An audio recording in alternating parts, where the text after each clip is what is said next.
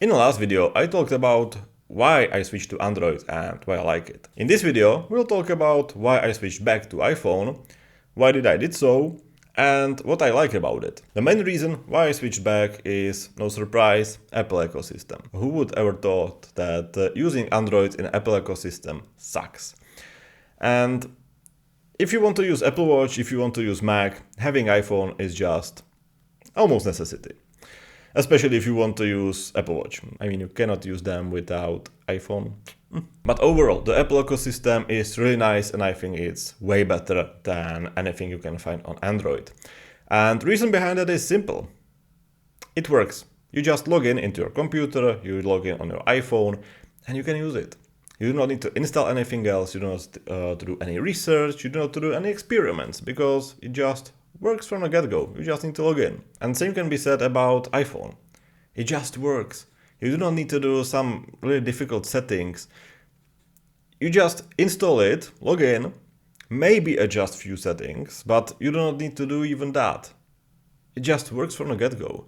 And for example, on my Android, I just needed to adjust the resolution on that phone. I needed to install some application. I needed to install additional camera application to unlock the full potential of the camera. And I needed to do that from a different store than Google Play Store because there are several stores. So from a user perspective, it can be confusing. And also you need to know that you should install something or that you should adjust some settings. So you need to do a research. It's not really user-friendly in that perspective. Another thing I really hated on Android is that you really need to set everything up properly. Because I'm using, for example, the no disturb mode in sleep, or the sleep mode, basically. And on iPhone, it works perfectly. No notification, but if there is alarm clock or if somebody calls you like 20 times, he can call you because probably it's important. On Android, no, forget that. I was late at work several times because my Android phone was in no disturb mode and it didn't disturb me, not even with alarm clock. And quite frankly, I do not think that this is good because, I mean, it's alarm clock, it should have priority over everything, but it didn't. Same can be said about calls. If you have like some critical situation, nobody can call you because you have no disturb mode. What I also think is better on iOS and iPhone respectively is security. I mean, just look at numbers. How many attacks are on Android phones and on iPhones? It tells a lot. And also you can download basically everything you want on Android, which is good on one hand, but bad on the other one, because it gives you option to download some malware, and then you get your phone infected with something you definitely do not want there. On iPhone you are just way more limited, but this also limits you from downloading something you shouldn't have downloaded. And I do not know about you, but I have my banking account on my phone. I have my investment accounts on my phone. And this is quite important for me. And there is one more argument about security, and that is Face ID. It should be more secure than other methods, and I mean, on my Samsung I've had the fingerprint sensor and the facial recognition. It's not as secure, that's one thing, but it doesn't work as well. I mean, the fingerprint sensor is quite good on that phone, but it still took time and I needed to place it precisely. The facial recognition was horrible. It didn't work properly and it didn't work at all at night because the display needed to be on full blast, so you get a shot of photon into your face just for your phone to unlock. The Face ID on iPhone just works flawlessly. It's incredibly fast, it's incredibly reliable, it works every single time. No complaints there.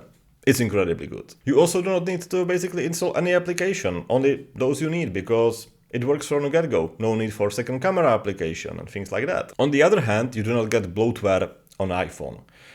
There are some pre-installed applications, but you can remove them.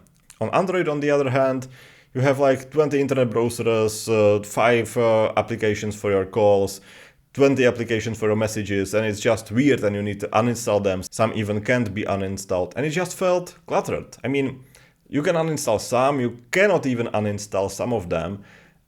It doesn't feel premium, especially if you buy a phone which is in higher price range.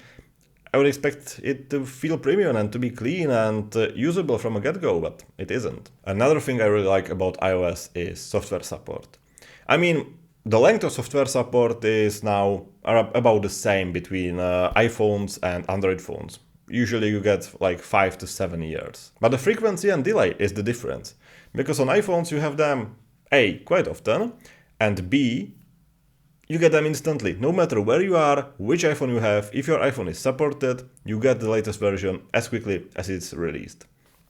On Android, if it's Android version, you need to wait for some time before the manufacturer adapts it on his GUI and his interface. And then after a few months you get it. Then, for example, on my Samsung there is One UI, which also gets releases. And for example, it was available in some countries, but it was not available in our country for like 2 months, for example. Sometimes it's available on a new phones and it's not available on older, again, for a few months. You do not care about this on iPhones, you just get it every time. Then what might be really important for you is social media. And if you are uploading photos or videos on social media, iPhones are just way better in that. Because, for example, if I take a picture on a Messenger app on my Android phone, it looks like from 2010, even though the camera is much better than on my iPhone. If I do the same on my iPhone, the picture looks really good. And that is because the apps are just way better optimized on iPhones, and there is not really good optimization on Android phones. I mean, it's similar in other aspects, but definitely not in camera. And if you are really uploading on Instagram, if you are uploading on YouTube and things like that, directly from your phone, it's just way easier to do so on iPhone, and you get just way better results. And that brings me to another thing, which is consistency. For example, when I take photo on my S23 Ultra, usually it's really good. But sometimes, just sometimes, it's bad. It's either out of focus or it just has, for example, a green tint. And it doesn't happen often, and it's not even my fault, but for some reason it does happen. On iPhone, that has never happened to me. Arguably, it makes worse pictures. The video is quite good, actually, but it's consistent. And if I would pick between higher quality but inconsistent and lower quality but consistent, I would pick the lower quality but consistent. So now comes conclusion. What would I choose?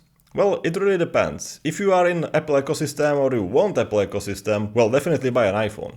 If you are uploading on social media, it's your job, buy an iPhone.